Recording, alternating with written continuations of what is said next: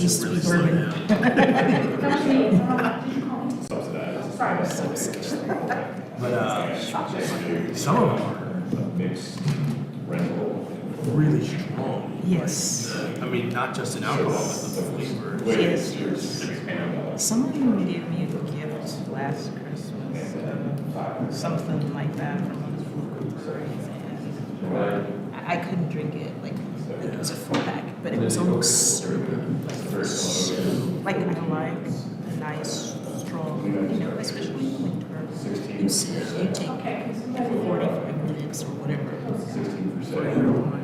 Testing. Drink, no problem. But like this was so Nice to chew it. it's just Councilwoman Moses says she can It's hear not you. standard. She can. she can. Okay, all right. Is that okay? Okay. Sorry about that. Oh, We're good to go. perfect. So we start over again. Welcome to the May 4th meeting of the Affordable Housing Advisory Committee meeting. I'm Margie Mikowski, the co-chair, and I want to say that this is our first meeting with a little bit of a change in leadership structure where we are going to have co-chairs. And so we ask that you work with us as we go through this process. We work with the Housing and Community Development Committee of the city on many different issues of policy, and we forward all of our recommendations to them, and they forward it to the full city council. All committee members and staff are now participating in person. We are streaming live on our virtual engagement hub, which is accessible through the virtual engagement hub link on the front page of the city's website and also linked on the committee page. You can also watch the meeting on the city's YouTube channel, either live or recorded. The public can listen to the meeting live by calling 855-925-2801, then enter the code 7663. Public comment will be taken at the end of the meeting, and we will also accept comments by email or voicemail, but they must be made by 5 p.m. the day before the meeting. We may also decide to take comments after each section. I will now take the roll call for establish a quorum. Andy Burnett, co-chair. Here. Scott Adams. Here. Emily Axman. Here. David Bartholomew. Here. Barry Bialik. Here. Chris Day. Here. Paul Heathman. Here. Tara Irby. Here. Brian Methvin, vice chair. Here. Duana Little. Babs Phillip. Here. Nuena Smith. Here. And Antoinette Mosley, our city council liaison, is online. She's attending virtually. So we have a quorum. First thing on our agenda is to approve the minutes from our last April meeting. Has everybody had an opportunity to read and review those minutes? Okay, so let's take a vote for approval. All those in favor? Aye. Aye. Opposed? Thank you. Next up on our agenda is some old business that we talked about for any number of meetings previously, and that's the Luigi policy and micro units. And today we're supposed to be giving a final policy recommendation for micro units in general to Housing and Community Development Committee. Sasha, do you want to just kind of do a wrap up or a summary or for where we've been? Sure, and so I didn't prepare a lot for this. There is a recommendation that in the folder for your materials that the executive committee came up with. Since your last meeting, I did speak with several developers, and I haven't had a chance to write this all up for you, but I spoke to a private developer who was approved for Luigi. We spoke to another private, Margie joined me for that meeting, and we also spoke to another set of developers who were approved for Luigi and a housing trust fund project, loan, excuse me. And then I spoke separately to another developer who uses vouchers a lot, and all his units are affordable, but he's not a tax credit developer, he's a local developer. And all three developers did say they didn't think requiring vouchers as a set-aside was a good idea, that it creates more burden and more barriers to actually building housing, and they thought it would actually kind of cut off Having development, developers apply Yeah. for the process. This is the set-asides. right, Yeah. voucher set-asides. Set-asides. There was a range of responses around, one developer said, I would love to work with the city on a all-affordable project and using vouchers, and, so some developers are really open to it. I think the policy doesn't lend itself to that at this point. The tax benefit, I think, is not enough in some ways for some developers to do that. Now, the developer that does all affordable units and uses a lot of vouchers and is a big advocate for vouchers, it's almost a completely different approach, right? It's different than what a market rate developer is used to doing, and it takes a different approach. He uses things like special software that allows people to pay their rent at Walmart or other places. He has a lower credit threshold for people because he understands that everybody's, people in that situation, everybody's had something happen. Like somebody was in the hospital, their car got, whatever. So he understands some of those. So he has a little bit different standards for getting folks in units. Once they're in units, he's very strict about keeping your unit up and all the things. So he's very committed to affordable housing. He also at the same time didn't think requiring set-asides was a good idea. He thought using bonuses to get those set-asides, you're going to get a lot farther with that than requiring a carrot versus stick kind of thing. I think one of the developers said, in the current market, with the exponential cost of materials and what it's taking to build, the set-asides, they can really lose money quickly.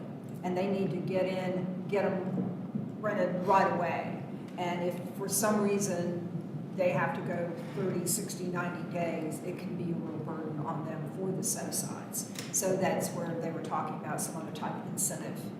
And it did, and the developer who has all affordable units, he works with the different agencies, Thrive, Homeward Bound, some of the folks that are helping get voucher holders into units. And he basically said if those nonprofits are well-staffed and really help with that process and do all the kind of case management and problem solving that they want to do, then it's great. And it's super helpful for him.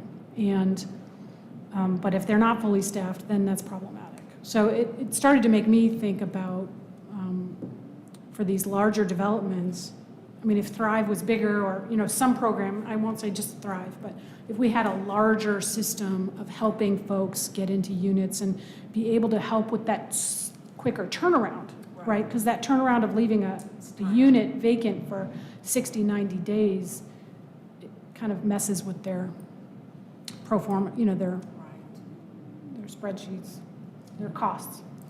Does that look like a RFP? Can that be, some type of way of getting some of these other nonprofits to step it up a little bit? Because it can be done. I've worked with clients and we've got them housed in 3 or 4 days because the nonprofit I was working with, I could get a credit card right away. I could get a check in 24 hours or even if I needed in an hour. But some of these nonprofits, it takes a while for them to get approval to use the credit card. But I don't think that it's a problem if we put it out there. Right. And some, we heard a little bit of the standard, like, what this typical, I won't say typical, but what we've all heard before of voucher holders, some of the stereotypes or kind of stigma, thank you, I was looking for that word, around that, we've heard about issues of people tearing up their Property units and at the same time, I've heard from local landlords, like, they're my best tenants. They know what it's worth and they understand the value and they don't screw up their unit. And so. And I think too, as it relates to the wait time to get a tenant in, we have a waiting list for people to use vouchers. So I'm just not sure that that is a viable reason. Exactly. Based on what we know. Yeah, the requirement came up because what we feel like we're observing is a lot of developers saying that they would accept vouchers, but then that mix would turn out to be nobody with vouchers, and they'd say, well we said we would accept them, but we got somebody else in first. we can't really give money away to people for that purpose. And it not, I get that the requirement doesn't feel good and we don't want to block development, certainly, but Lord, we can't give away money and not get any benefit out of it. Exactly. Can we get I think we'd asked about getting the reporting data, because we said each development that receives funding has an annual report that y'all prepare. Is there a way to see what that data is, to know, that way we know what we're talking about, if projects are funded and they're setting aside, there's supposed to be X many vouchers, on the annual report, does it say actually how many are voucher tenants?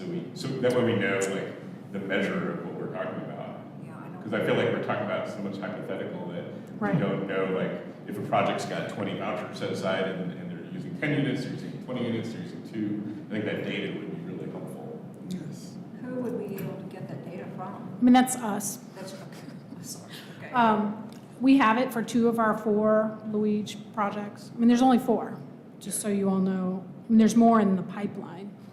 So that's why this discussion is so important. But yeah, we can get you that we've done monitoring on a couple of them this year, and we're going to do the rest this month. How do those 2 look? Well, one is I think I told you last month, close to half are vouchers. Got it. And the other one, I don't believe there are any vouchers in the other one. And I also can work with Michelle Moore and Noel to pull that data as well. The other thing, I saw how the county, we've talked in the past about how with some of the larger projects that are funded, how maybe there should almost be a nonprofit partner, or funding should be set aside for nonprofit support agencies to help with integration, especially in mixed community, in communities that have some vouchers and some not. So that was a discussion I brought up several years ago, how to look at funding set aside, when we're funding funding projects that we're setting aside some for the social services support. And then I think that's how the county is doing it, right? I think I saw something, the county on their RFPs they're putting out on their county land are asking for private developers to work with a nonprofit partner. Is that? Yeah, that's Okay. right. That's right. Yeah. Two things. One, to this question of monitoring. So you said there's 4 existing Luigi projects. You've done monitoring on 2 of them. You've got more in the pipeline. Do we have? Does the city have the staff capacity that you need to do monitoring as these additional projects come online, or is that something as a committee that we need to include in our recommendation that that we adequately resource the CD department to effectively monitor the requirement? It's a great question. I should have a great answer for you right away. I'm not sure. Okay. I think the Luigi I'm hoping we can create some systems. We're getting new grant software soon, which is going to really help us. It's going to have a monitoring module. I think that will help us a lot. We also have a bunch of CZ, conditional zoning projects, that we're supposed to monitor, and housing trust fund. So it all adds up to quite a lot. Yeah. It's a big burden that we're asking you to Right. folks to carry. The other thing that I want to mention, going back and since we met last and looking at the existing Luigi policy, we had a lot of discussion about set-asides for voucher holders and all of that. The benchmark that exists in the Luigi policy as it is 50% of the units rented to voucher holders. So we, as they're doing monitoring, that is already in the policy. So that, I think that is a standard that we've already laid out. That language could be strengthened as we look at additional Luigi policy provisions. But the intent that we all felt like we understood as accepting vouchers means there'll be voucher holders in the units is written into the policy in just that way. So as is the qualification of having developers work with nonprofit partners around that. It's clearly laid out as an expectation in the existing policy. We're losing your voice. speak a little louder. Okay. Where people at home are wondering what you're saying. Okay. So, It's good to be within about 2 inches of the microphone. yeah, sorry. No worries. The existing policy already contains language around, units that are actually rented to voucher holders and requirements that Luigi developers work with nonprofit partners to market the availability of units. So a lot of that is, I think a lot of what we're talking about is, it may not be as clearly and specifically worded as we would like to see, and that's work that we can do as we revamp this policy, but those things are here.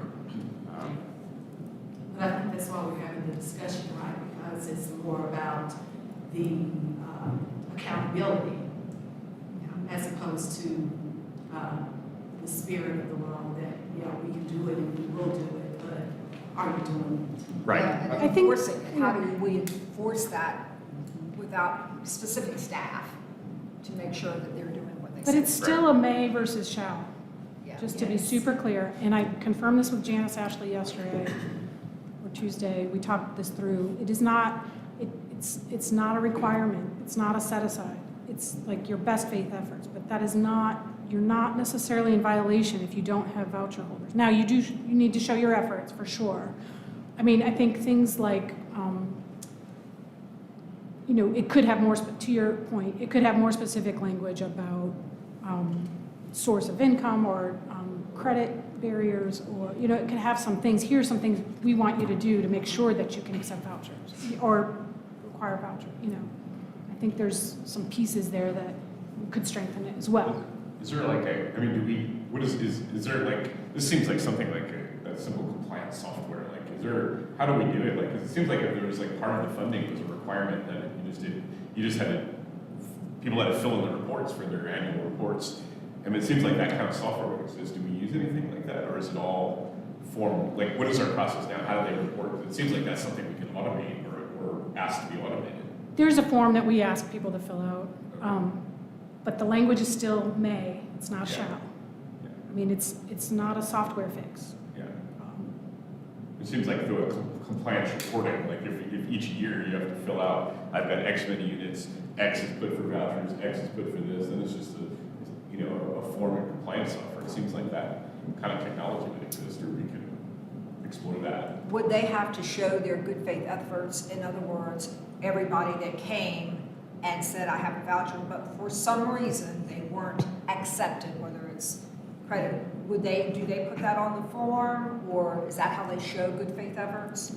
I'm not sure, but that sounds like a good idea. I was just shaking my head like, yes, Yeah. yes, yes, yes. I think if you, in order to do that, you have, just like in WBE or any other form that we have to work with, you have to show those good faith efforts by actually saying who you contacted and why they weren't able to, do the work or whatever it is. So I don't know if that's something we can add to the current process or not. And again, I think it's a lot easier for local developers versus these big, affordable companies coming in from other states. One of my concerns is that sometimes if you were a developer who was somewhat adverse to taking voucher holders, you can go through a good faith effort of taking applications from lots of people, but not accepting them because of criminal background checks, credit standards, some of the things that the one developer you spoke to that does almost all affordable housing with people on different income support programs. And that does damage to the community because that sucks a lot of money out of either the nonprofits who are paying those applications or the people that have the vouchers who have to make those application fees. Because they're going through a futile effort, and it doesn't help. So if someone says, I've got 50 units that are affordable, 25 are for vouchers, and during the course of the year they take in 200 applications, but don't accept one of them, that's a lot of resources that got sucked out of the community that really, from the people who can afford to do it the least. Right. And that's why I think if we don't strengthen the policy, we're actually doing, the shall does damage to a lot of people. It's not just it doesn't help them, it does damage. And I think that's the difference. The may, did you mean the shall or the We may? need- Yeah, it needs to be a shall. It needs to be a Not shall, a may, yes, because yes. otherwise, Yes. it really hurts people. Yeah, and I want to say, we left here last meeting with, in my opinion, a clear sense or desire to strengthen that language from may to shall. And I don't see that anything has changed to cause us to change direction as far as that's concerned. Well, That's Luigi, been well discussed. I'm the not- Luigi policy is not going to be changed completely and submitted until later on this year. So we have time to get all of that correct. This was really, had a lot to do with the micro-housing and the Luigi policy associated with that. So, I think that, I'm sorry, I think that Babs makes a great point that, you know, nothing has changed except for we've talked with a few developers. Yeah.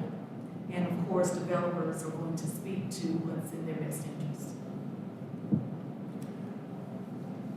Is this question about voucher acceptance, voucher use, and Luigi funded projects, is it specific to micro units in some way? Or are we having a conversation about the policy, changes we'd like to see in the policy overall? In which case, we have a roadmap for making those larger policy decisions that, that's already locked in here, that isn't as time sensitive as getting HCD a set of recommendations, particularly around micro units. So I'm wondering if we're trying to do tomorrow's work today and not getting today's work done because we're focused on a bigger, which honestly is a larger and in some ways more urgent question. It affects more people, it affects more potential applications than the micro unit question does. But today's work and quite frankly last month's work was really getting this answer around specific, the use of this policy specific to micro units and those applications as they come forward. So I want to make sure, is there something specific about micro units and voucher acceptance that we want to make sure that piece gets included now in our recommendations around micro units? and we listed in the draft, we have some of our concerns for micro units, but, My recollection was that's how the issue came up, and I agree. It's a super important issue that we need to begin investigating how serious we want to take it. We want it to be a must, and for all policies, I think there are bigger questions. We don't want to discourage development, and balancing, requiring everyone to accept it versus giving them credit for actually using it. I think is something we want to explore, but it came up in the idea of micro-housing, right, and whether or not this was needed, because there are people who came to these vouchers, people on the waiting list that might move into these, and so, the discussion moved towards are they really going to take vouchers? Is this really going to work? And, so my recollection was that's how it came up, and that's what we have to decide. I think if they're not going to take it, it sounds like it might work anyway, or it might work anyway, and they don't want that. So I would, probably recommend that we don't use these funds for that unless they do. And since the policy doesn't require it, that would be my feeling on this. But I'm definitely interested in what other people think. And when you say do, you mean set aside units for voucher acceptance? Right, so if there's no must language in the policy right now, so they've agreed to accept vouchers when we have no way to ensure that they actually are using vouchers or that there's units set aside for them. I don't think that we can do that right now with this policy. So, what my takeaway from the last meeting was that there's enough discomfort about the existing Luigi policy, regardless of whether it's micro-housing or not, that it may not be a good use of city resources to approve any new Luigi policy grants until we revisit the overall policy, which we're supposed to do our work by September. So I think my point would be maybe we should just report back to HCD saying that we have these discomforts with the Luigi policy, specifically around the set-aside issue and the shall versus the may. And then we did raise some issues in our last meeting that were directly related to microhousing. We had some concerns about, are we gonna get the same level of grant to a unit that's 250 to 350 square feet that we would give to a 700 square foot apartment, right? So that was one issue we had raised. There was the issue around, is this really gonna meet the needs of the people who are on vouchers, or is it like you must take this because it's the only thing we're gonna provide you? And the sort of equity around that. And then there was the point that David just brought up, is will this project just get built anyway? And the rents in these apartments are gonna be below the average market rate anyway. That's their business model. It doesn't really need the same one, doesn't need that level of city support in order to be completed. So I don't know that we need to the point Andy raised, we can't solve all the Luigi issues today, but we can say we're uncomfortable and don't think you should make any grants until we do. And if you want to address this specific project that's before HCD, let the developer address the sort of set of issues that we've raised today. And let HCD make a decision based on if the developer can, satisfy HCD's concerns and the concerns that we raised. I think that some of the discussion came up as there was part of the Luigi work plan, like Luigi was on a work plan that was talked about that changing, and then there was, when the micro-housing question came to us, and what we said is we actually have more concerns with the overall Luigi policy than we do specifically about micro-units, and then I was pretty clear that I felt uncomfortable that we are being asked to negotiate a policy mid-application cycle for a specific Luigi application. That made me really uncomfortable, so that was kind of where we kind of led the conversation, like, well, we're uncomfortable with the Luigi policy, but it's like, to me, the point of now discussing to change a specific part of the policy midstream of someone's specific application feels icky to me. And that's kind of where we then said, well, what are we uncomfortable with Luigi? And it's really more about, the acceptance of the vouchers. How do we make it more of the may than the shall than the may? That, it feels, and that's where kind of that discussion is like, there's definitely some issues with the Luigi policy, but the city also doesn't have many, what do we have? We have housing trust fund and we have Luigi.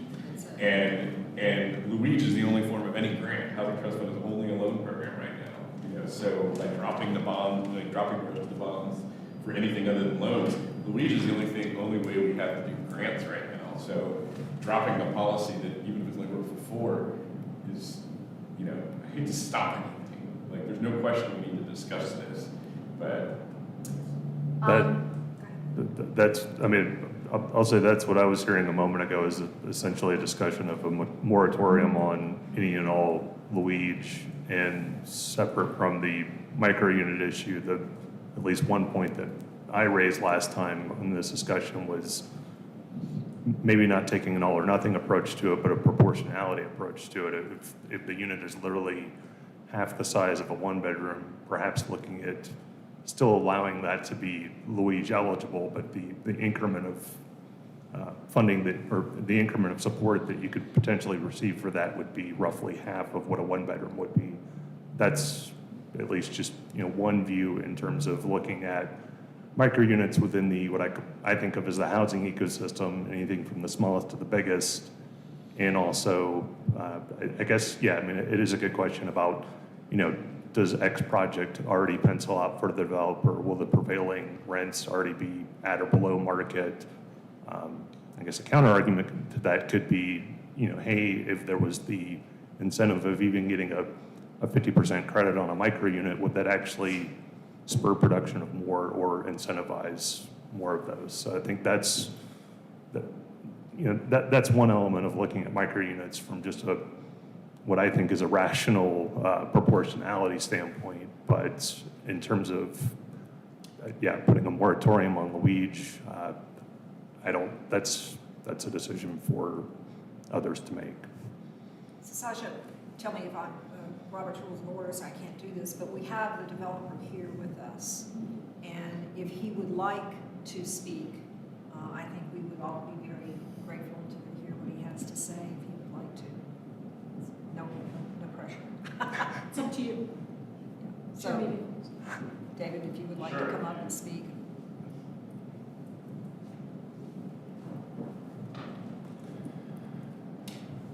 Thank you for the opportunity to speak, and I can answer any questions.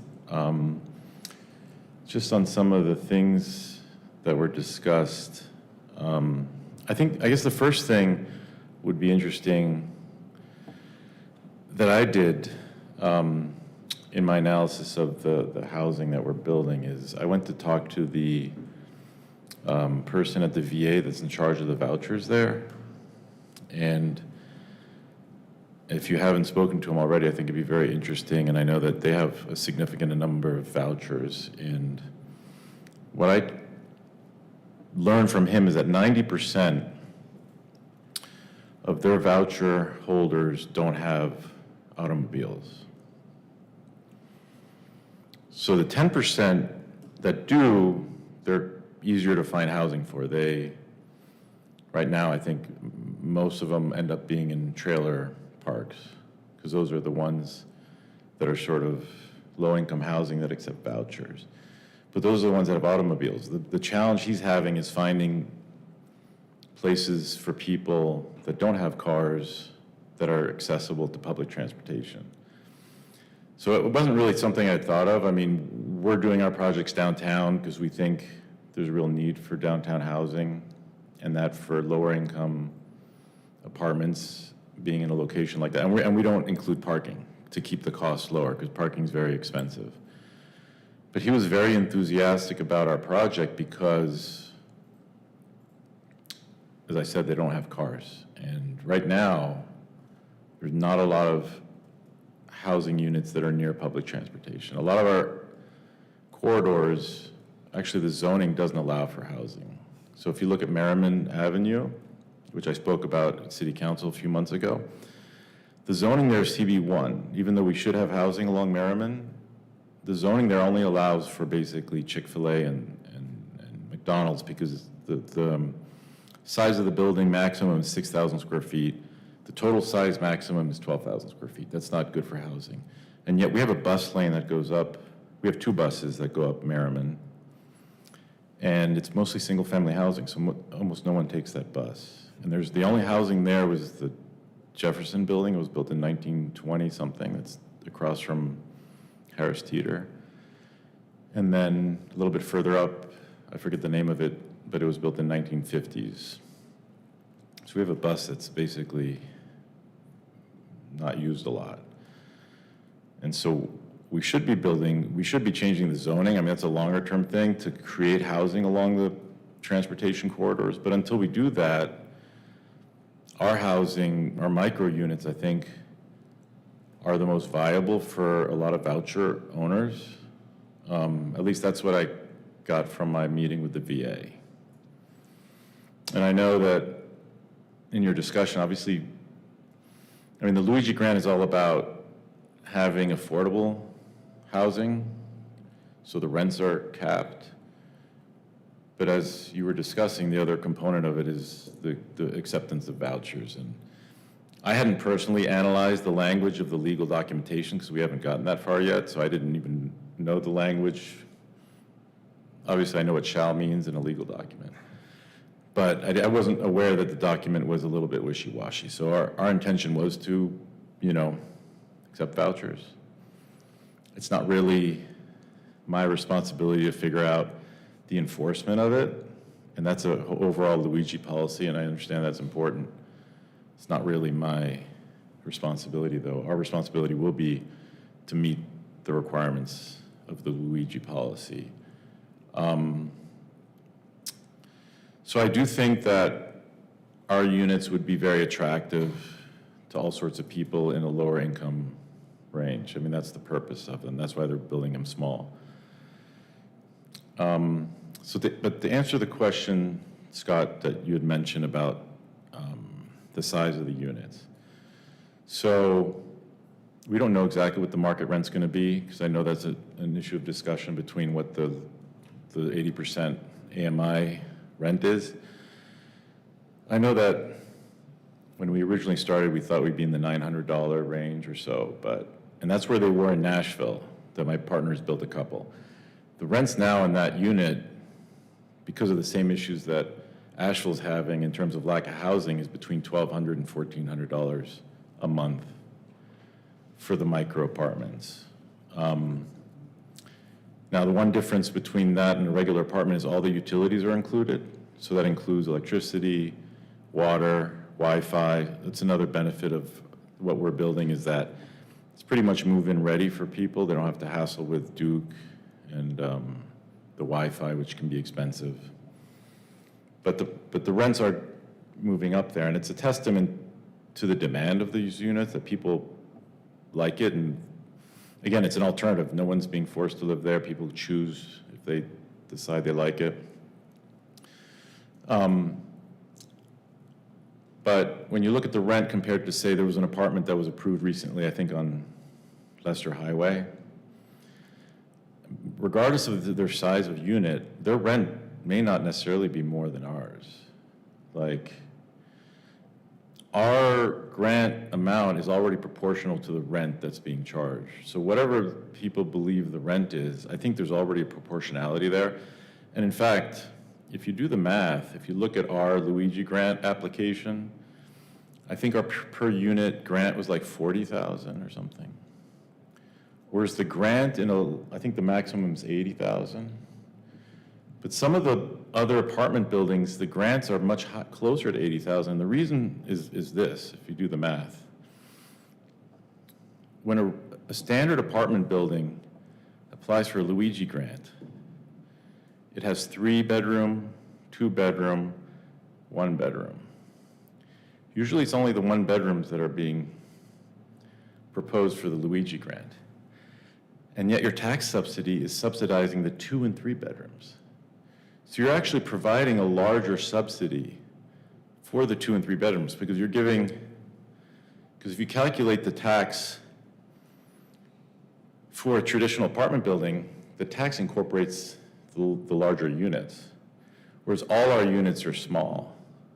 So you're only subsidizing the tax for smaller units. That's why our application grant is a lot smaller per unit than if you look at some of the other projects.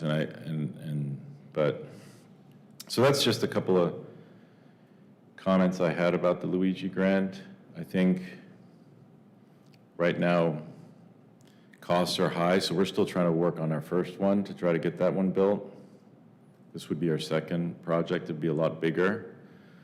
Of course, it's right next to some land that the county is considering doing some projects as well, that they're doing some studying. So I hadn't really prepared to speak today, so that's the best I can do now. I'm happy to answer any questions about our project. Yeah. David, can you tell us exactly what the square footage is of the units for the second project? It's between 200 to 350. So some of the ADA units are larger because they have to meet ADA requirements. But I think, yeah, a little bit above 200. We haven't done full construction drawings yet, so it's still a little bit preliminary at this point. But around 200, 250 is probably the average. Our second project is 231, I think. And I apologize, I know you're on the end of your commentary. Just for any viewers online, could you state your name and the company? Oh, sorry about that. David Moritz. Okay. And the company you're with, or? So for this project, it's Aston Flats. Okay. Is the name of the company. Thank you. Sure. Sorry, I should have asked that up front. Yeah. Hey, David, since you haven't really seen the legal papers of all this, so since what you're saying is kind of the intent, whether it's the mayor shall, the intent was to provide the voucher housing. So if in the condition of approval from HCD, the wording had the shall versus the may, do you really have an issue with that? No, I mean, our intention is to provide the units. I mean, I think I mean, I think that should be the requirement, and it should be enforced if that's the intention of the policy. But you don't have personnel in your staff that's gonna go out and actually find these people in case they don't come to you. But would you be willing to work with a nonprofit to get those folks in if they don't come naturally to you? Yeah, well, I mean, we don't have staff at the moment, but we would have a property manager in charge of leasing and managing the property. And yeah, I mean, I think for sure we would work with, I mean, the main entities that have the vouchers are the city and the VA. I'm not sure what other organizations, but the Housing Authority. Yeah, that wouldn't be a problem. I mean, that's the intent of the policy. Again, I hadn't read any draft of the language, so I wasn't even aware that there was flexibility in the language, which probably should be, in my opinion, closed. Well, that's what we hope to do. Yeah. With the rewrite. Since what we're being asked specifically is for micro units, I wonder if this just gives us the opportunity, like, okay, micro units are cool as long as they say that they agree to the shall versus the may. That's basically the whole gist of our conversation is that basically if we're in, you know, and we're not being asked about the weeds, but we're asked specifically for guidance from HED for this, and if we're saying the applicant is assuming the policy has the enforcement action in it and is intended for the shall. So I wonder, basically we're being asked for specifically on the micro units, and now we have the opportunity to say, okay, well, micro units are cool as long as they go with the shall versus the may, which like, again, I've never read the exact policy myself. I always thought when people are signing an application, when I'm filling out anything, I'm always assuming I'm agreeing to it, and I'm not, you know, I'm thinking that's what I'm doing. So it's because the language is fuzzy, we now have the opportunity to tighten it up, at least for what we're being asked for.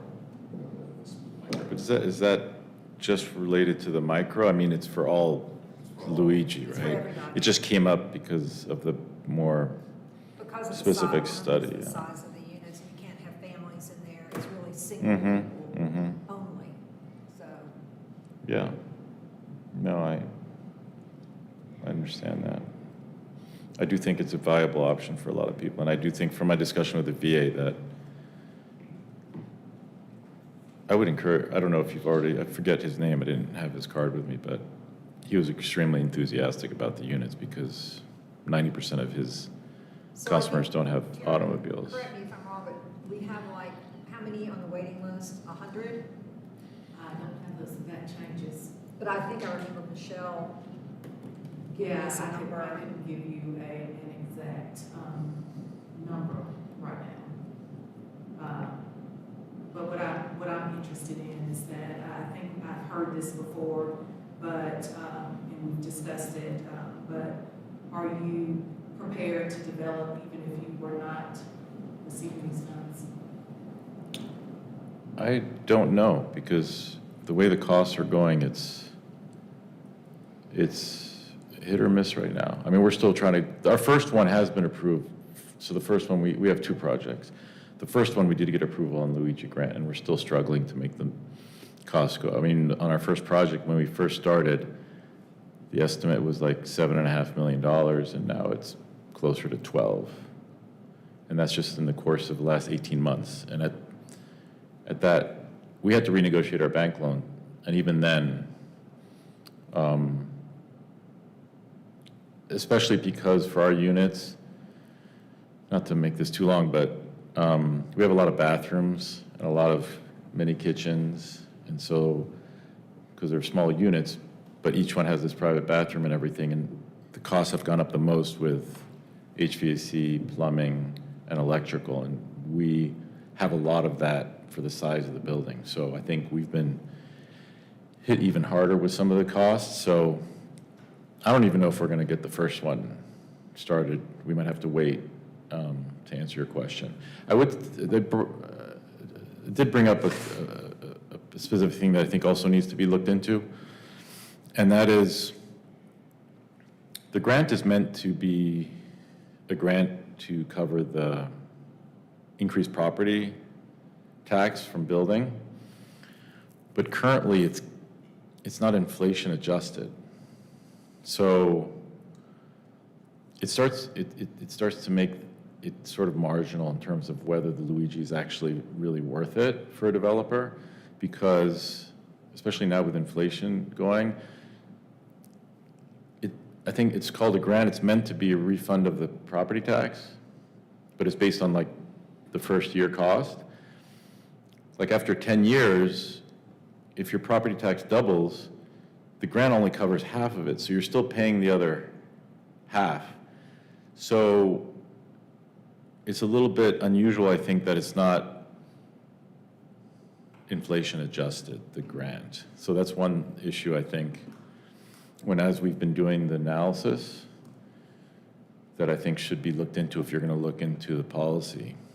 Because I think the idea of the policy is to And I think the first, what I remember hearing was, the initial response was yes, that you would, but now you're saying that, that you would, develop regardless, but I think you're saying now that because of increased costs, that's questionable at best, and so I just wanted some clarification. Yes, that's correct. Okay, and so Margie, I think I pivoted away from the point that you were trying to make initially, given the waiting list question, but please. Well, I was just thinking, if you build the first one, which was, I think, also somewhere around 150, 100. It's 80 units, the first one. 80, Yeah. just 80 units, Mhm. okay. So if every voucher holder that needed it could fit into the micro units, then that would be a huge, I mean, we'd have a great opportunity to solve that issue. But I don't know that, we know most of them are single people, but we don't know that they're all suited for Yeah. that size unit. Mhm. So now we have 225 units, or 231 units, sorry, and, which is way more than we have vouchers right now. We can't get more vouchers from the state until we use the vouchers that we have.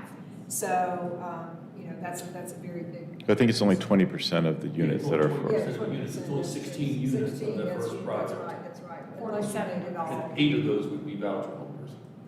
Yes, for the first And project. you have confirmed that your units conform to the requirements for the vouchers?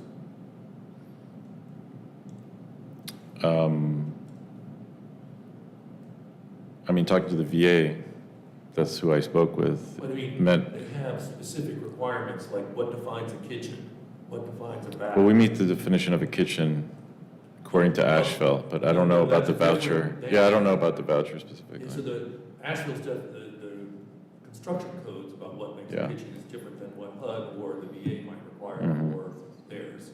Because if you're committing to carrying vouchers when the units don't qualify, then we end up in a quandary later on. Mhm. I did look through the HUD regulations around what qualifies as a kitchen, and I found that it does. Like because I got worried a few months ago, like all of a sudden, like, are we going down a path we shouldn't even be going down? And Because it was the cooking element that was the issue. yeah, it seems, as long as you don't treat those units differently than all the other units, like it's like if your affordable units have these mini, kitchenettes and your other units had full kitchens, that's problematic for HUD. But if every unit in the complex has a microwave, a sink, and a refrigerator, they're okay with that. Is what I read through the regs of how you qualify. I would just think, it would behoove everyone in the community to make sure we do ensure before we approve any more grants to any units, that they actually can be in conformity with the HUD regulations. Because the rules are, Different. when you read them and then you see HUD apply them, sometimes they can be different. Yeah, and that really, I think that gets to the distinction of just this point of being, does a micro unit fall into HUD's definition of an efficiency or a single room occupancy? And there's a different rent standard, and there's lots of different kind of pieces around that. If we're going down this road of, what I hear us kind of circling around specific to micro units, again, these bigger policy changes around Luigi and voucher acceptance are significant and need to be dealt with. What I hear us circling around again and again on the micro units is, how do we treat them from an affordability standpoint? So again, do we apply a lower rent standard? For example, HUD's rent standard for a single room occupancy is 75% of the rent standard for an efficiency apartment in the same area. The second thing so there's a rent standard or affordability question. There's do we prorate the subsidy by size because we feel like somehow the construction cost reimbursement that's needed is lower. And then the sort of the marketability question: are there enough folks who need this type of affordable housing to lease up the volume that we're talking about subsidizing? So, and I think that's a question anytime we're putting something that's untested in our market, we need to it would be fair in the context of a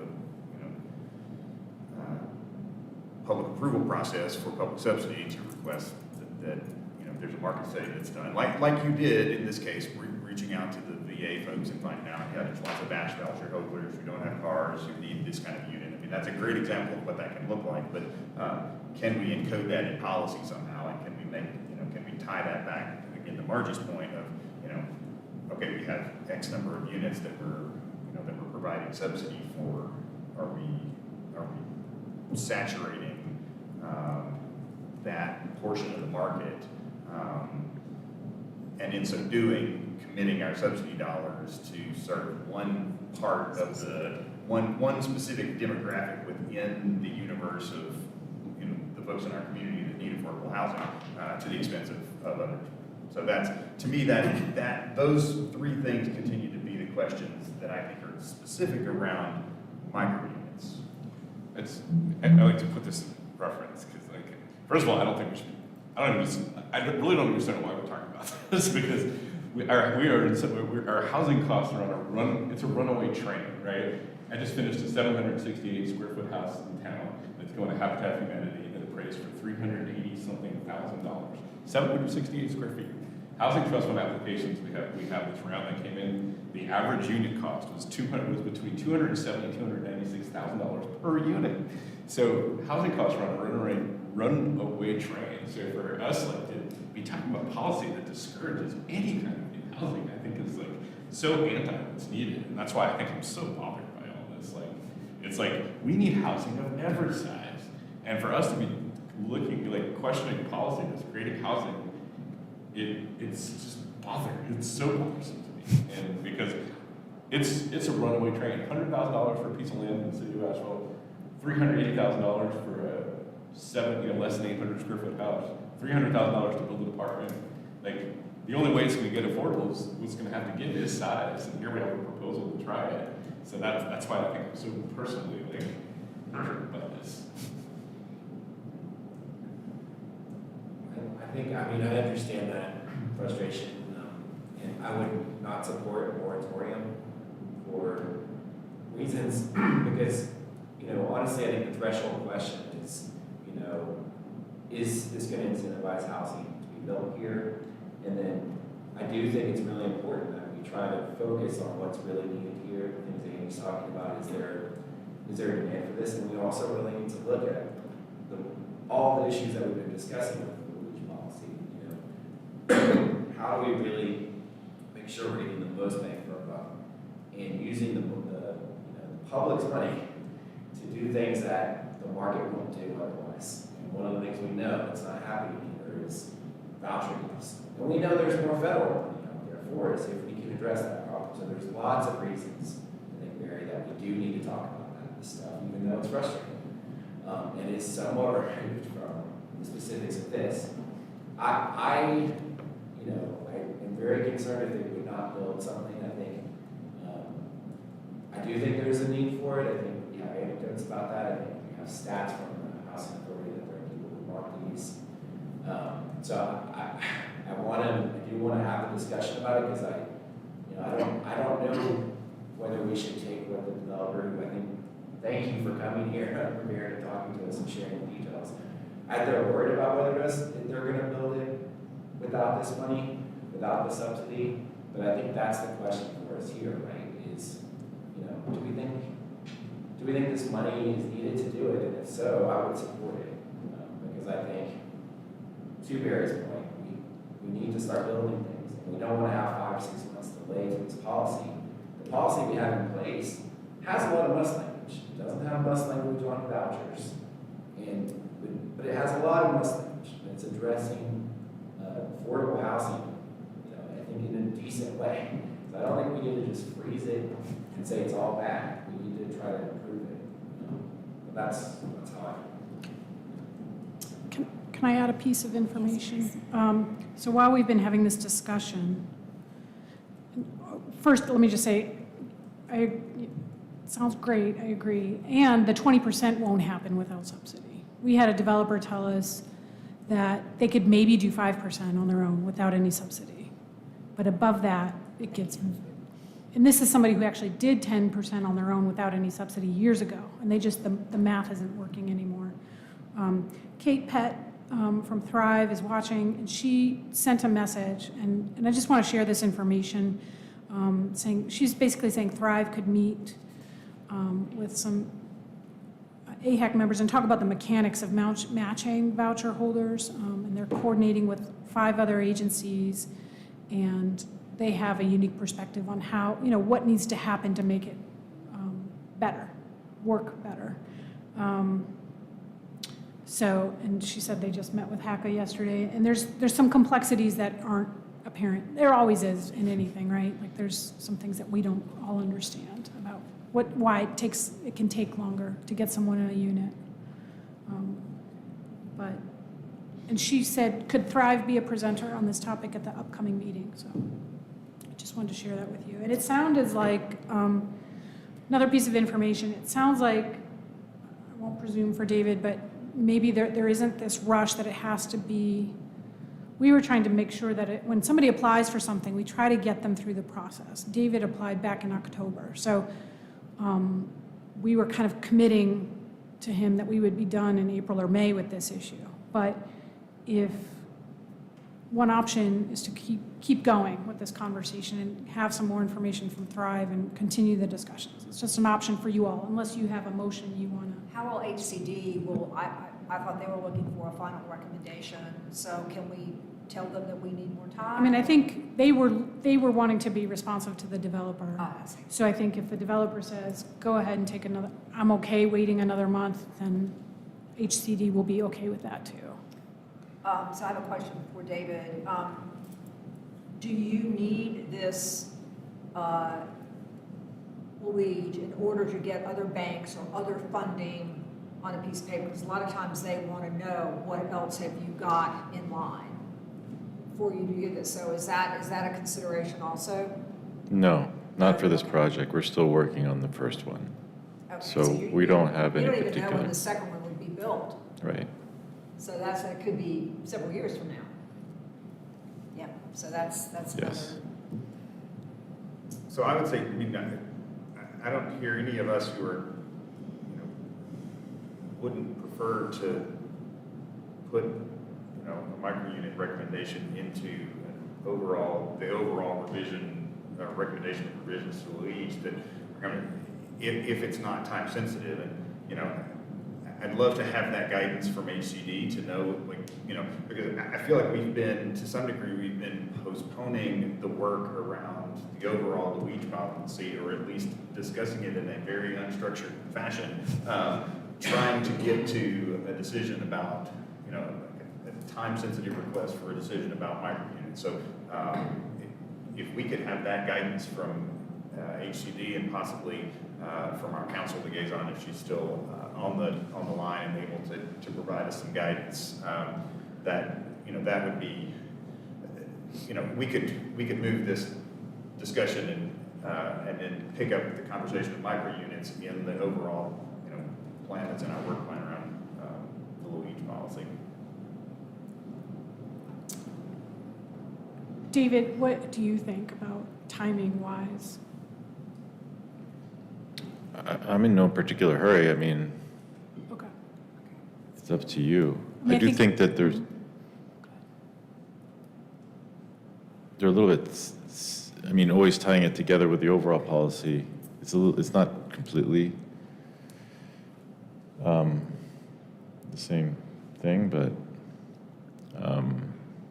I don't have any particular time pressure at the moment, to be What do you honest. think, just because it's been 3 months tosses back and forth, I mean, what do we think of, since we're being asked a specific thing by HCD, what do we think about a motion that says it's like something about saying with micro units we support, we don't, because we're trying to think how we'd say it, but it's the may versus the shall. How do we say if micro units are willing to commit to the terms of the Luigi policy that we supported? I mean that's kind of what I don't really know without seeing the language in front of me. It seems like if what they're being asked from us is ACD is asking us, well, what do you think about micro units? And we're saying, well, if they're following the terms of the policy and they're following the concept that the units shall be provided, then we think we're not being asked to support an application, right? We're being asked our thoughts on the range in. I'm trying to think of the wording, but or think if there's support for a motion for that, saying, hey, we've been asked for guidance. We've been asked from ACD for our thoughts on micro units. We support Luigi's use of micro units as long as the vouchers are the project is committing to the use of vouchers. By way of set aside. What's that? I couldn't hear you. By way of set aside. Yeah. That's the wording. And I did Right, just, but I think for us to make a recommendation, then you have to have the verbiage. And so you're really saying that HCD has to create the verbiage along with the developer outside of when we revise the policy. Because it's a contract that has to get written, that it's not just a changing a word in the current policy. And then you still have the issues that Andy was just talking about a moment ago about the scaling of the right, subsidy itself to the unit size. or rent. And so there's all those other things, and so someone's got to go through and rewrite the contract. We're not going to do that now. Yeah, we're asking them to. So that's what I'm saying. So I think the way to deal with this is to kick it back to ACD and say there is a list of issues that have to be addressed. You have to address it along with the developer because we're not scheduled to deal with it until September.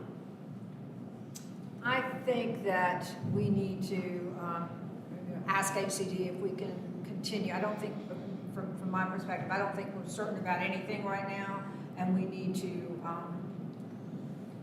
I know we've talked about it month to month, but he's said he is not in a big hurry, and if that pressure is off, I think there's a lot of things that we need to get straight before we go further and give approval. And I did receive a text from your liaison, and she said that she's fine with waiting. She'd prefer no motion today, and it seems premature. Right. Sorry, Chris. So, Can I just ask a clarifying question? We've had some discussions about scaling the grant to unit size. So in the current setup, that is the basis for the grant? What is the basis? So the basis is basically the tax evaluation or the tax valuation that the county does. Okay. So, the developer estimates, we get an estimate of how much that value is going to be. So in this case, I believe I don't remember, if it's 20, so let's just take it hypothetical, it's 25 million. And then we calculate what the city taxes are going to be on that improved value. We estimate what we think the grant will be. At the end of the day, once it's built, then the Buncombe County Tax Department values it as a valuation, and we use that. So one project in downtown, the estimated grant was going to be $50,000 a year. The value of the actual building ended up being lower, so the taxes are actually $40,000 a year. And so we're only paying $40,000 a year. Now, if his taxes go up to 50 or 60, we can pay up to that 50,000 that council agreed to. Staff doesn't have the ability to, and it's not in the policy, as David was saying, we don't have the ability to just go up as taxes go up. I think there would be very strong resistance to that on the part of staff. Because, think about our finance department. Their job is to make sure we can pay for all the services. and all the things and all the staff and all the benefits and everything that happens in a big organization. And if we're promising to pay your taxes as they go up over time, we have no idea how to even estimate that and how do we predict how much money we're going to have in the Particularly future. if it may not be built, completely built for another 2-3 years or maybe more. So, But There I'm could be also other hear- policy changes around that, but I'm also hearing that same variable is what makes the policy less and less yes, valuable for someone like Yes. David, because they can't count on, Right. they don't know what it's providing them in the right. future. I mean, there could be a policy that says we will increment this up X% over X, I mean, there's ways to do math and figure something out, but it's just not there right now, and we haven't discussed it. So Margie, the idea to push this another month, what are we trying to then talk about next month, different than what we've talked about? I think we really need to think about how the whole Luigi policy, if we want to have Kate Pett from Thrive come in and give us more information about the process, or if we want to investigate some of these other things that we talked about today. Inflation was one of them, that kind of thing. And so maybe get Janice and talk to her. I mean, we could have some mini sessions next thing to try to, I'm not saying we can get it all done by next month, but I'm saying we have 2 or 3 little things that we specifically want to know. Come in, let's address this next month and try to get a better feel for how that's going to work into the policy itself. I mean, at some point, we've got to start working on the policy. Right, that's what I was. We've got to do that. I was unclear whether we were talking about tabling this for another month or tabling it until the Longer for the through policy. the Luigi policy process in general. I think I would be inclined to say we either take a vote on the recommendations that were submitted today based on this discussion, or roll it into, or decide to table it until we take up the whole policy. Because we have a process lined out in our work plan. I'm sorry, this is my new role as co-chair to be able to that far. But we have a process lined up in the work plan to balance community input around what our public good is in creating housing, and input from developers to make sure that we're not letting perfect be the enemy of the done. We have a process mapped out to balance these things in our 2 task force groups and bring it back for full community discussion. We either need to work that process and create the revisions to the whole policy and take up micro units in that context, or we just need to go ahead and vote on what we've got in front of us this month and then take that up. So, but I think continuing to, I would have a hard time continuing to kind of go month by month with comments on a recommendation around the micro unit policy. Because I feel like becoming a distraction to the larger issue, and we're just going to keep kicking it down the road until we get to the time that we were going to do the whole thing anyway. I agree. So should we, just by show of hands, go with either going with the draft that we have up on our screens, which was what we determined last month, or what we had come out of last month's meeting, or to go to show of hands for those that support waiting and doing the whole Luigi policy and the work plan and getting deeply into that before we make I'm confused because this recommendation here is exactly the same thing as what you said. It seems like they're the same thing. Well, it does. It does say, yeah, it does. Well, except that Except the work plan. this allows for, so there's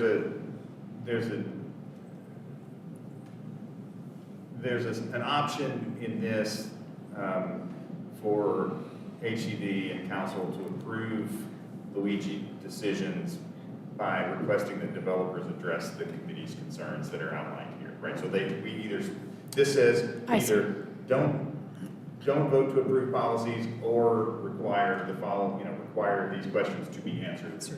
Ask these questions of developers before you make a recommendation on funding. So that's the draft language that we have in front of us today to vote on. Is it's not a moratorium, but it says we have concerns about this, and you either need to, postpone a decision on awarding funding or address these concerns as part of the due diligence in making the funding award. So the two options now, kind of, that Margie just laid out would be, send something to HCD that flags for them our concerns and recommends that they get those concerns answered before making a funding decision, or tables the whole issue until we solve the problem, which basically, in effect, creates a moratorium. Well, I mean, it doesn't tie their hand. They can do whatever they want to. I think the choice is, Yeah. do we communicate to HCD the concerns we've discussed over the last 2 meetings? Or do we say nothing and just wait till November and redo the policy? That's really the choice. Could we, so, in this motion at the bottom, it's kind of says, it's like we wanted to take care of the policy, and then the wording in the meantime, we suggest the city may want to defer. What about if we combine that, saying, like, AHAC recommends developing micro-unit policy recommendations as part of our overall review of Luigi policy, which is scheduled to be completed in November. In the meantime, we support Luigi applications for micro-units if the applicants agree to a set-aside of units for vouchers. But I don't think that addresses all the other things. No, it doesn't, but we're saying, hey, we're gonna talk about this as a bigger thing, but in the meantime, rather than us say defer applications, we're like, well, we'll consider the applications if they're agreeable to set aside. I don't think the set aside is the issue here. Okay. I think it's just one of the issues. It's, Yeah, it's yeah. just. but So not it's like, really. you're just saying that issue is a so paramount. Yeah. And I think for me to be comfortable with that, we need to see the language, because I think it's the same problem we had with the old Luigi policy.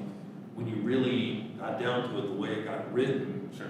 you could drive a truck through the thing and not have any applicants and still get your, you Yeah. don't get any voucher holders and still get Yeah, no, your. it seems like the biggest, it seems like we're saying, hey, yes, we need to discuss this as part of the big Luigi policy, but in the meantime, we're being asked something very specific, so we're saying, okay, well, yeah, it's not perfect, but as long as they're willing to agree to be set aside, and it's the may, the shall versus may, then we're at least comfortable with it enough until we get to November. But, or otherwise, like, I think it's gonna keep coming back and forth, or it's gonna, I mean, you could change it to we encourage ACD to consider applications for applicants that have addressed these concerns. I mean, I don't think we're trying to say that there's a moratorium or they shouldn't do it, but if they want to do it, they need to recognize we have flaws in the process now, and that they should address it. We shouldn't continue to do more applications unless we address the flaws. Let me try this and see if we've got, Speak loud so we Yeah. can get the recording. so what if the motion read, AHAC recommends developing micro-housing policy recommendations as part of the overall review of Luigi policy, which is scheduled to be completed in November. In the meantime, we suggest council may want to defer Luigi decisions for micro-housing or have developers fully address all of the committee's concerns and agree to setting aside at least 50% of the affordable units for voucher holders. Which really the and clause. I'm adding and to address that one particular issue that's been holding us up for the last 2 meetings. We still get our other questions answered. Are you gonna add for micro-housing? Is that I have just one quick It question. already says, David, to defer Luigi decisions for micro-housing or have developers fully address.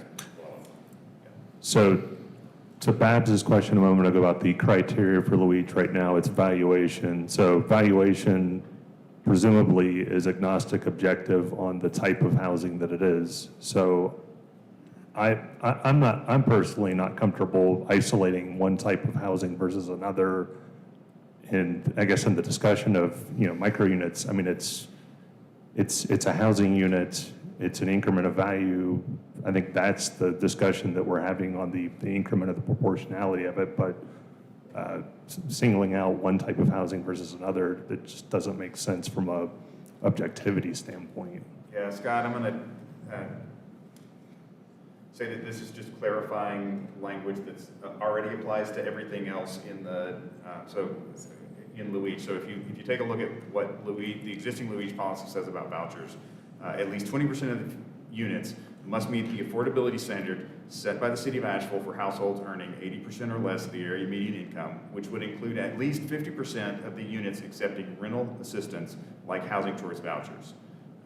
The developer must demonstrate good faith efforts if the 50% of affordable units are not rented to housing choice voucher holders, right? So that language is already there, saying the intent of this is for those units, half of the units that are receiving the affordability subsidy are rented to voucher holders. Otherwise, you need to tell us, good faith efforts why they're not in the enforcement provisions of the contract. So I don't really think we're singling out a particular type of unit. We are clarifying the language and the intent of the policy for one type of unit slightly in advance of the full policy revision as an option for council versus deferring action on those specifically. So I feel like there's enough ways to back out of that we're not creating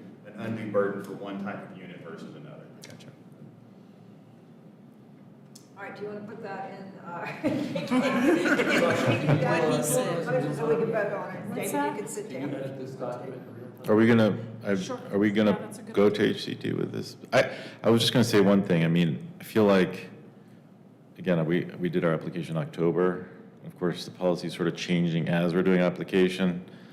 I don't feel like I necessarily want our project to be part of the review of the policy. I feel like it should be a little bit separate. I agree. That's Um, what I'm saying. We are not trying to evaluate your specific Yeah. project. We were asked to comment on micro-housing as it applies to Luigi grants.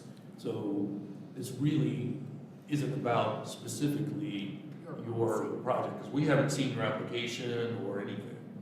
Yeah, and we won't see your application. Yeah, we won't see it. But somebody So does else- that mean that we can move my application to the HCD? I mean, I don't have a time pressure, but I just feel like it's sort of being tied to this policy review, which I agree, but That would I be feel up like to it's, HCD, it wouldn't be up to us. aren't you recommending, you're just recommending the policy for micro-housing? So does that mean my project will go to HCD the next meeting? Because I'd prefer to get this over with one way or another, honestly, because it was in October and now it's like I'm being sort of Frankenstein to the policy review. And I'm not sure that's really fair to my application. I don't mind Okay. that you can have a specific request for my project, but I don't really want to wait till November and have the policy change under my feet, to be honest. Okay. How about we get this motion, if you can sit down, we can have this motion, see, and then you can take public comment on the motion. And then if David can get clarity, we can get some clarity so he can comment on, and we also have someone else who wants to comment. So here it is. I can edit it. Tell me what to, yeah. So am I doing this again? Yeah, sorry. Okay, that's okay. So it doesn't change that much. So the motion is AHAC recommends developing micro-housing policy recommendations as part of our overall review of Luigi policy, which is scheduled to be completed in November. In the meantime, we suggest that the city may want to defer Luigi decisions for micro-housing or have developers fully address all of the committee's concerns, which are laid out in the document above, and commit to reserving 50% of the affordable units for voucher holders. Would you mind if you said that? Is it reserving or setting aside? What's the right term?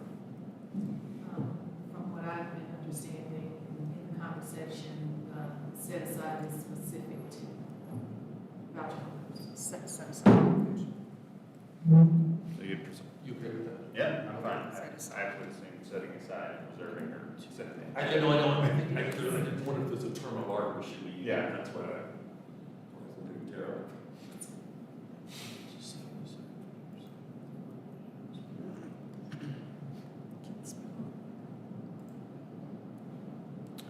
All right.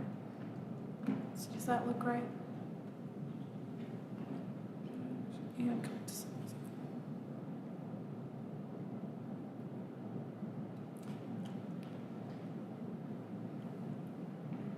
Does that sound good? Yeah, I think this is good. Okay. Can I ask for a word, like, I would put the word "or" as technical, but since we're may and shall after where it says "or have," like or alternatively have, because what I don't like is that it says, okay, we'll just, it makes it too easy to say we're gonna defer it. What if we say that it's either we defer all alternatively have? I think that's the intent. Yeah. And then Sasha, I just want to, the one other thing is this, these units and how they meet either HUD or VA standards for the vouchers. What about that? Do the units as designed truly meet HUD standards? From everything I read, I dug around a lot in the HUD regs. Isn't that, But shouldn't that's the a question we developers, should ask every time. shouldn't the developers go through that process rather That's- than city staff?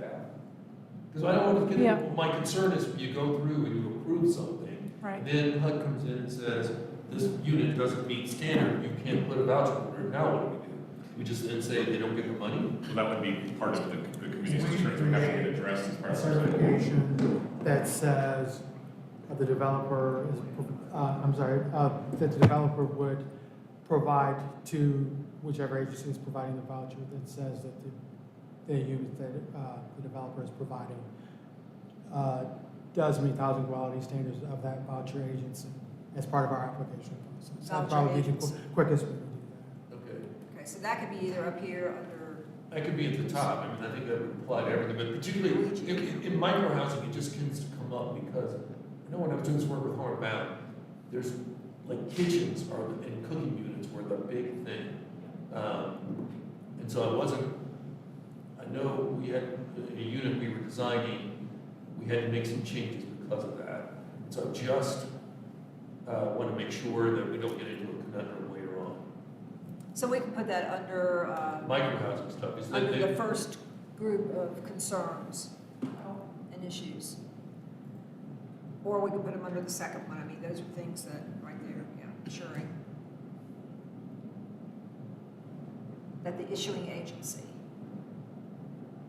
qualifications are met. that. And that also ensures that the developer is in Contact. ongoing communication. Right. I also go back to Andy's point, because if they did get reclassified as single room occupancy qualified, the rent would be 25% less, and that might economically then be an impediment for the project. Right. Right, because the rent might go from $1,100 a month, down below $8. So I would think you want to make sure you understood, people need to understand these things before they get into making a promise. So my only comment on this is that I think HCD was hoping that you all, just to be clear, that you all would figure out if there should be a lower subsidy, percentage subsidy or lower rents. I mean, I'm okay where you're headed, but I just, Well, I think that that's something, again, That's gonna have to be determined on a project-by-project Project, basis, yeah. because it depends on whether those units classify under HUD's efficiency standards or their SRO standards. And we don't review individual projects, and so I think the rental standard has to follow the determination of, what type of unit. okay, do you want to add that to your motion? Yeah. That's helpful clarity. Yeah, That's, yeah, I would make that very clear, so. you could add it to the sentence you just wrote. Ensuring that the microapartments meet the qualifications for vouchers, the issuing agency, and the respective, or the applicable rental standards. okay, thank you. Or rent standards, not rental standards.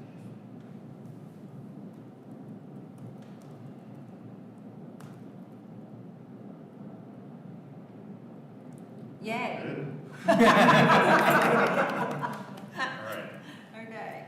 I so move. Do I have a second? Second. Let's have a vote. All those. Public comment. Oh, I'm sorry, public comment. I'm sorry. Excuse me. Yeah, discussion. We'll just come up to the microphone. My comment isn't on my group. Okay, Okay. I just want to make Okay. sure. Any other public comment? Okay. going to take a vote. All those in favor? Aye. Aye. All those opposed? Okay, we're good. All right, so please, Sasha, if you would forward this to HCD. Okay. We are behind. We're not as far behind as we could have been. Yeah, well, that's true. We have updates and reports next on the agenda. And that is in your packet. Is there anything that, since we are running close on time, that you feel like in your updates that is critical more than the other? Like missing middle study update, or you want to talk about, we need to talk about work plan. Did y'all see the 319 Biltmore thing that happened yesterday? Yeah. Planning department, the planning board shot it down, said, well, they deferred it, saying they had the application. They basically didn't like the way it looked. Planning board said that 319 Biltmore looked too suburban in an urban environment, and they thought they should do better, so they sent it back. And just to clarify, what that really is about is, if you think of the site, you know, the John Walker Way coming up from Biltmore, there's a substantial grade change. So, and they have parking, their parking ratio is just a little bit over 1 per unit. So they have like 221 units and 256 parking spaces. So if you go too low on parking, financiers don't like it. And so they have structured parking on the bottom floor of the 2 buildings, and then a surface parking behind. You okay for me talking, Chris? Okay. So as you go up John Walker, there's kind of activated or, you know, fenestrated, you know, one side has a retail or like kind of a business space. They may work with Black Wall Street, and the other is like fitness and leasing and things like that. But as you're going up the hill, you are seeing the parking deck. And it kind of starts to disappear in the hill as you go up. And that's really the big objection around the activation. They also had concerns around pedestrian crossing of John Walker, which I think is doable. What else? The chair kept talking about the widening of Biltmore Avenue. There's supposed to be a left turn signal there, and you can't just, that increases a widening, but it's not the entire corridor, it's just around that site. I'm trying to think of what else. They didn't really talk about the actual architecture itself. It was more that ground floor experience for a pedestrian and wanting some of that activation to happen closer on that street and maybe closer to Maple Crest. So they're going to make the changes they can, and we'll come back and we'll see how that goes. So still trying to get to council by the end of June. That was Frederick Street, right? Isn't that the name of that street? The very, very back street that they... Frederick, yeah. Yeah, Frederick.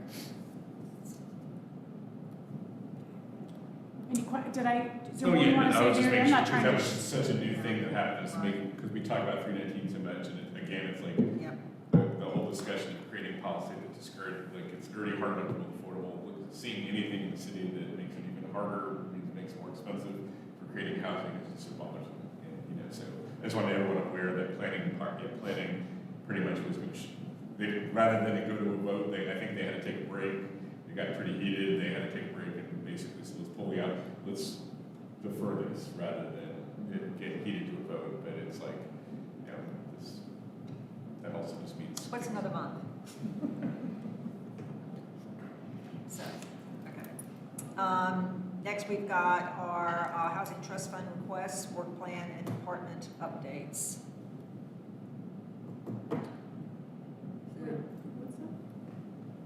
Oh, just in the updates, the Housing Trust Fund. Mm-hmm. Yeah, so we just finished our Housing Trust Fund cycle. In the document, I put, and I could pull it up if you want, we had 5 applications that were deemed eligible. Council voted full approval of 4 of them, and then the 5th one is on city-owned property, so we're working further with the developer on that. So a total of, for all 5, it's around 5.2 million. 281 units. So with a total development cost of 74 million. So. In Luigi, I guess we do have one going through. It was at HCD last month. It's actually one of these housing trust fund projects. It's a tax credit project. They are reserving 50% of their units, which are 100% affordable, for vouchers. A certain amount are with housing choice vouchers, and they're working with some other programs as well. So we are getting close to issuing the RFP for the affordable housing plan. The CDBG approval will be at City Council on May 9th, I believe. And I stuck in here in these updates, if you're interested in all the bills that are in the legislature right now. That was really interesting. The Planning Association track, I mean, a lot of associations track legislation. Since I'm a planner, I stuck in planning, folks are tracking them. Summer housing, they state, it looks like they're neutral on a lot of them, but, they do actively lobby for or against some bills. Do you know if City of Asheville has taken a policy position in support of any of these state legislative bills? Are we actively lobbying for any of these? I don't know the answer to that question. We do have a lobbyist that tracks them all for us. Brad Branham gave a presentation at a couple council briefings ago, which went into depth on a lot of it. I'm not sure if we lobby actively or not. Missing middle? Yeah, actually following immediately on state bills, I'll just make a quick note that in House Bill 488, which is Code Council reorg and various code amendments, sounds like the most boring thing in the world.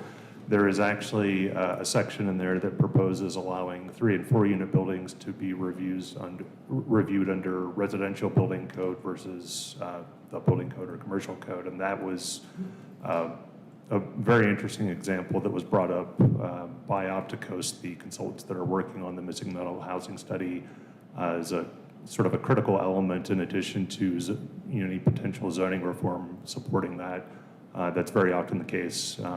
That can be kind of a go, no-go decision on building a triplex or a quadplex semi-affordably under residential building code.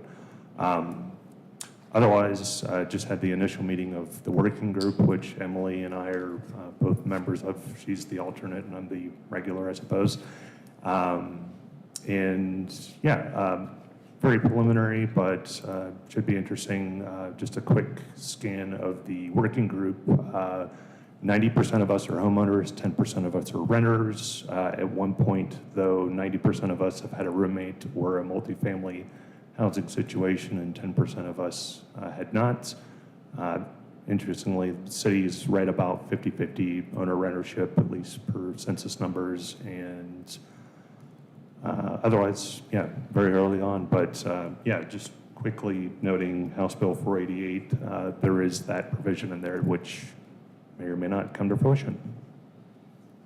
Yeah, I would just add that, so their timeline is looking at public engagement in June. So I would think that they're going to they want us to be engaged in that process. Sure. So hopefully they'll be sending us a timeline and what they're expecting us to do and how they plan to reach out to the community so that we can get going on that before, June's almost here. Yep. And that's going to take a lot of organizing. So and then they'll be done in September. There's a city website if anybody wants to take a look at that for more information. It's good. I was at that presentation and found the 3 and 4 unit building code issues being very significant, and so that's exciting. I didn't realize that something was moving through our state that provides it's in a bill. Potential. Yeah.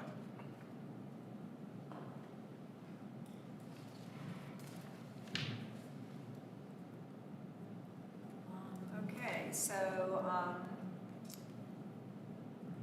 I know the Build Task Force is, we've had a lot of things going on lately with the changing in leadership and stuff like that. So we did meet, but again, we are trying to, we want to add more people to our Build group.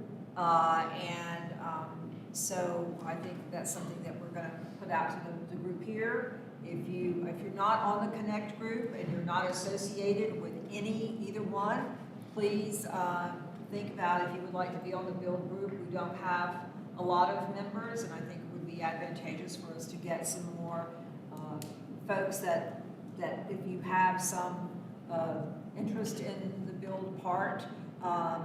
But we also got to get together a list of people that we're going to start inviting to our meetings, and I think that's something, Brian, I asked you to take a look at helping get people coming to our Build group. So we're kind of in the middle here. Connect?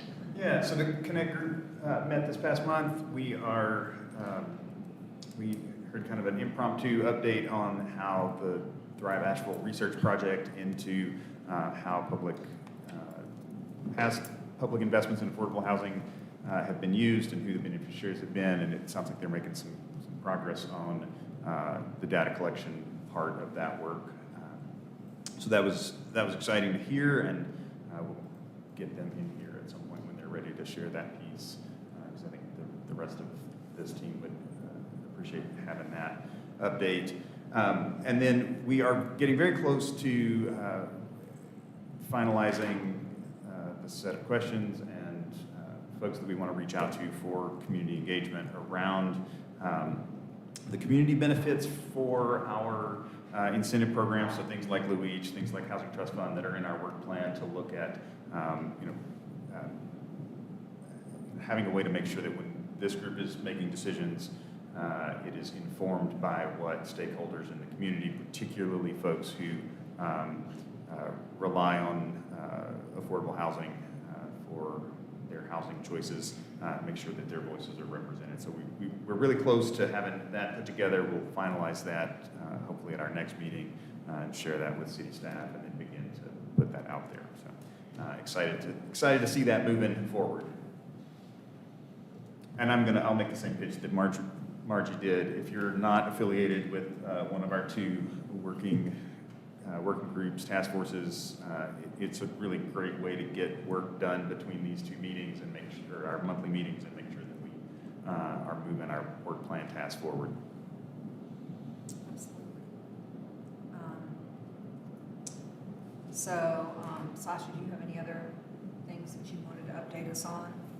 No. Okay. Because we're running short on time, the housing data link is in here, and thank you, Gary, for doing that.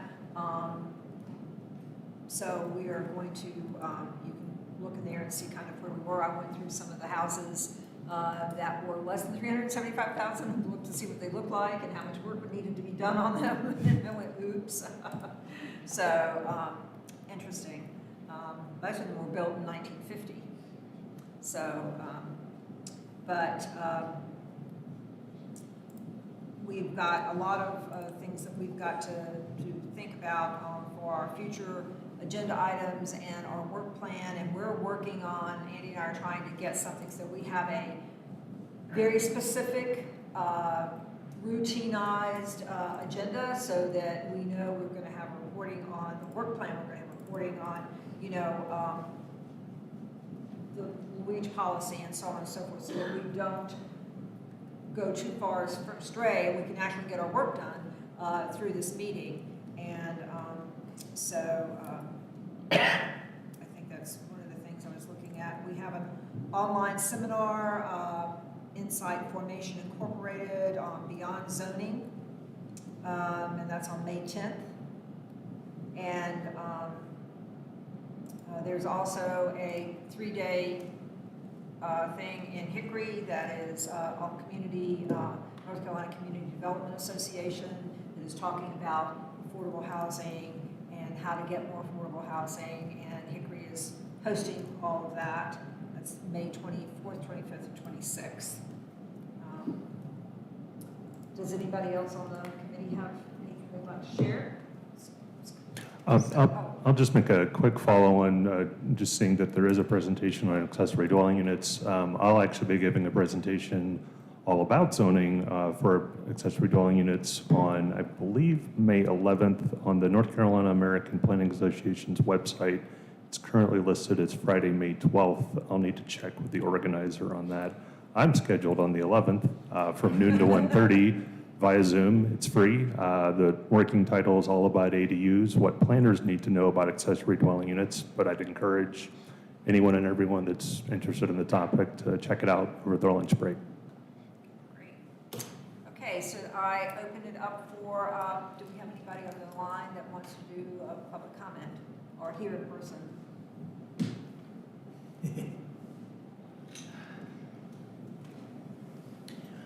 Hello, my name is Shaka Khan Gordon, and I am a housing choice voucher holder. And I'm here because I feel like I need to get more involved in the conversation around affordable housing here, because this is the worst place I've ever lived to find housing, and definitely to find quality housing. You find housing and it's like you live with all your neighbors because you can hear everything they're doing. And I really think that's something that you all need to consider when you're talking about working with developers, especially since you're giving them money. We all know this isn't a voucher-friendly region. So I've been trying to find a 3-bedroom that I can afford that's decent for about 4 years. And so we're underhoused, we're in a 2-bedroom. It's owned by Mountain Housing Opportunities and managed by Partnership Property Management. I think one of the things you all need to think about, and I don't know how much you do because it's my first meeting, but I'm listening to how you're talking about the micro units. One of the things maybe you need to think about more is, and prioritize more, is how developers and companies might come in and say they're gonna do a thing, but when it's time for people to actually move into these apartments, they can't. So my situation, I just got lucky that I had a site manager who worked for Partnership Property Management who wasn't willing to be bullied by her property manager. I was moving out of, I had taken a 3-bedroom voucher, couldn't find a place. I think I was on my 3rd one when I took a double wide in Alexander. And it turned out that he was a complete slumlord, and I wasn't willing to stay there after that. But finding someplace else to move that was also a 3-bedroom, not possible. So we still don't have a 3-bedroom years later. Right now, in order to find a 3-bedroom, you need to at least, the rents are like $2,000 and more. But my voucher doesn't go up to $2,000. The only way it's gonna go over the $2,000 threshold is if it includes utilities. And these apartments don't include utilities. So it has to be $1,900 or less for me to get a 3-bedroom, and there basically aren't any of those available. Definitely not ones available that are my standard, and then also take a housing choice voucher. Basically, no one will work with a housing choice voucher, and that's what I'm dealing with. I reached out to Thrive because someone told me, actually a Thrive employee told me they could help me. And then it became, we actually can't help you because you don't live in what used to be called public housing. You actually have a voucher and you're trying to move from one like privately owned place to another privately owned place. We can't do anything for you. So like these options that are presented as options are not even really options if you have a housing choice voucher here. When I got my apartment, which is a 2-bedroom right now, they almost denied me because by rules, I have to give 30-day notice to move on a voucher. And they said that was too long for that apartment to be sitting empty. So I almost got denied. But my site manager was like, I'm not doing that to her. Like, she has to, they had no one on a voucher at the time on that property when I moved in. And she said, this is the voucher rule. We take vouchers. We can't just deny her this apartment. So she fought for me. She no longer works there. She quit because, this is the kind of thing they're forcing people to do. So I appreciated that she fought for me, and I'm also underhoused. I've got 2 teenagers in a very small 2-bedroom apartment, and we need to move, and we can't find any place to move with this housing choice voucher. So voucher here. And I just wanted you all to know that. Like, it's a really crappy situation. I've been trying to find a good place for 4 years. Thank you so much for coming in. Is there anybody else online? We don't do online. Oh, that's right, you don't do this one anymore. I'm sorry, I'm still It's okay. thinking that we're virtual. Well, if that is it, we are adjourned at this point. Thank you all. Have